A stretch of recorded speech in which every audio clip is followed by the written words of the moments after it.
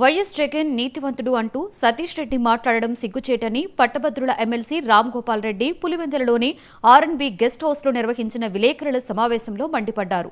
1996 నుండి 2019 వరకు టీడీపీలో ఆశ్రయం పొందిన సతీష్ రెడ్డి వైసీపీ పార్టీలో చేరి చంద్రబాబు, లోకేష్లను విమర్శించడం తగదు అని రామ్ గోపాల్ రెడ్డి ఎద్దేవా చేశారు. మీరు నిజంగా ప్రజా సమస్యల కోసం పోరాడేవారైతే అసెంబ్లీ, పార్లమెంటు వేదికలపై మాట్లాడాలి అని సూచించారు. అసెంబ్లీకి రాకుండా బయట మాట్లాడితే సమస్యలు పరిష్కారం కావని, వైసీపీ అధ్యక్షుడికి రాయలసీమ ప్రజలు, పులివెందుల ప్రజలపై ప్రేమ ఉంటే అసెంబ్లీకి వెళ్లి సమస్యలపై మాట్లాడి పరిష్కరించాలని ఎమ్మెల్యే కోరారు.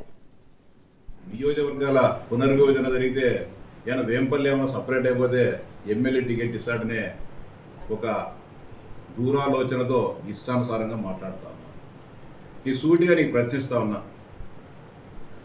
1995 నుంచి రాజశేఖర రెడ్డి కుటుంబం ఈ నియోజకవర్గంలో ఉండే తెలుగుదేశం పార్టీ కార్యకర్తలు కానీ, నాయకులు కానీ అనేక విధాలుగా వేధించడం జరిగింది. దాంట్లో బాధితులు కానీ నువ్వు ఈరోజు ఉన్నట్టుండి జగన్మోహన్ రెడ్డి గారు మంచోడైపోయాడు, వైఎస్ కుటుంబం మంచిదైందే. సూటిగా అడుగుతున్నా. 2005 సంవత్సరం అక్టోబర్ 18వ తారీఖున వేల్పుల సహకార సంఘ ఎన్నికల సందర్భంగా నీ గన్మెన్ వెంకటేష్ కాల్పులు జరిపితే ఇద్దరు కాంగ్రెస్ పార్టీ కార్యకర్తలు చనిపోవడం జరిగింది. ఆ రోజు మనమంతా అక్కడ ఉన్నాం. మనమందరం కూడా చావుకు దగ్గరగా పోయి ఎనికి రావడం జరిగింది. ఆ రోజు బలవంతంగా మీరే చంపారని చెప్పి 16 మంది మీద తెలుగుదేశం పార్టీ నాయకులు మనందరి మీద కేసులు పెట్టడం జరిగింది. ఒక్కటే సమాధానం చెప్పాలా, జగన్మోహన్ రెడ్డి కానీ ఆయన కుటుంబం కానీ మంచిది, మడమ తిప్పదు, మాట తప్పదు. చంద్రబాబు నాయుడు కంటే ఎన్నో వందల రెట్లు జగన్మోహన్ రెడ్డి మేలుంటాను కదా. ఈ కేసు నువ్వు ఒప్పుకుంటావా?